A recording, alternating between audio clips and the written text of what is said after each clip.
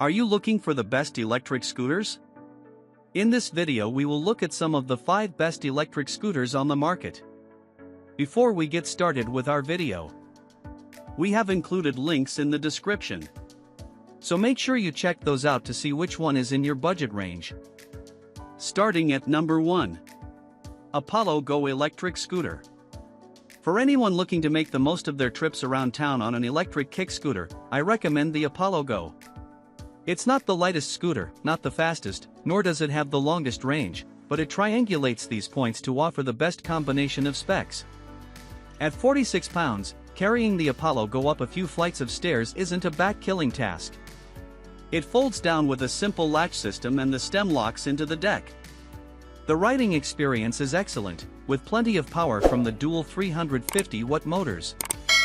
Self-healing 9-inch tubeless tires pair with front and rear suspension to offer a decently smooth ride.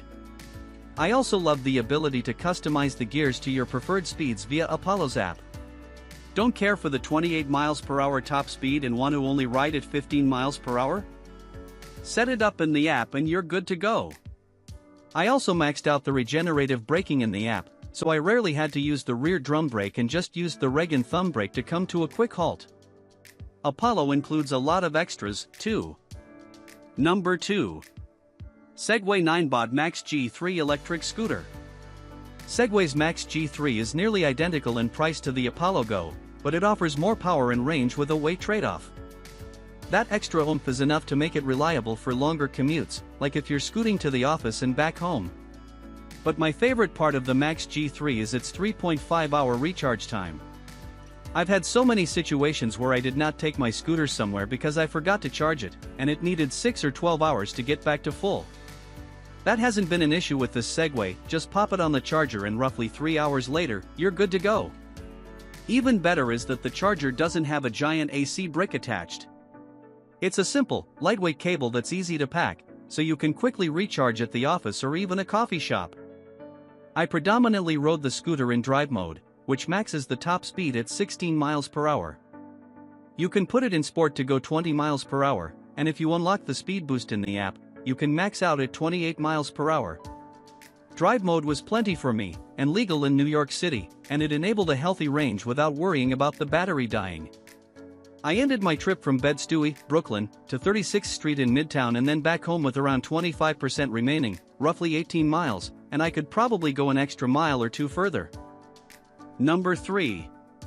NIU K100F/K300X Electric Scooter. NIU's KC300X is an all-terrain upgraded version of the older KC3 Pro, which was my top recommended scooter for some time. This model has a just as easy-to-use folding mechanism, and when you fold the stem down, it locks into place at the deck automatically. It weighs a bit more at 49 pounds, but the stem is thin, so it's easy to grasp and carry up a flight of stairs.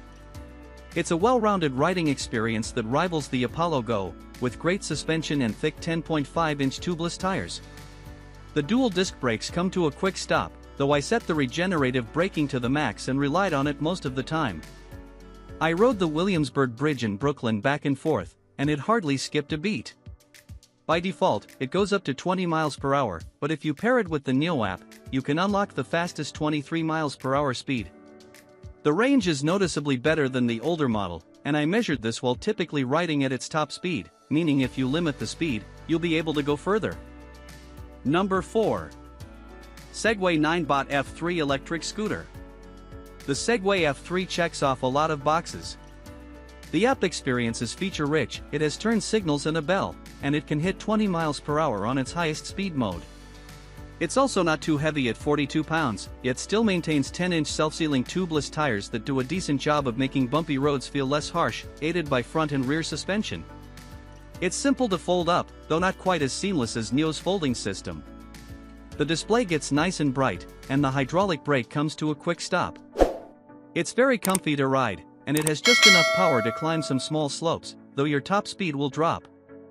These conveniences come with a sacrifice: range. It doesn't go as far as the Apollo Go or NIU KC300X, see below, both of which have dipped close to the MSRP of the Segway F3 during sale events. I eked out a little more than 10 miles, though most people should be able to get closer to 15 or more. When this scooter eventually goes on sale, I think it'll be a much better value at, say, $600 instead of $850. Still, I thoroughly enjoyed my time scootering around town on this thing, and for most people living in a city where every amenity is already nearby, it'll do the job. Number 5.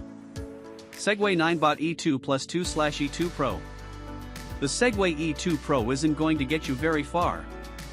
I traveled less than 10 miles on a single charge, though most people weigh less than I and can get better range. It's heavier than it looks, at 41 pounds, but it's quick to fold down and easy to carry by the stem. I've had no problem trotting around my neighborhood with this scooter and its 350-watt motor, which has a top speed of 15 miles per hour and does a decent job on small slopes.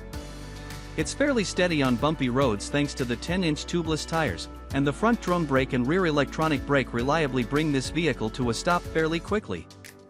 It's worth noting that, as a safety precaution, you have to pair it with Segway's app to unlock the full speed.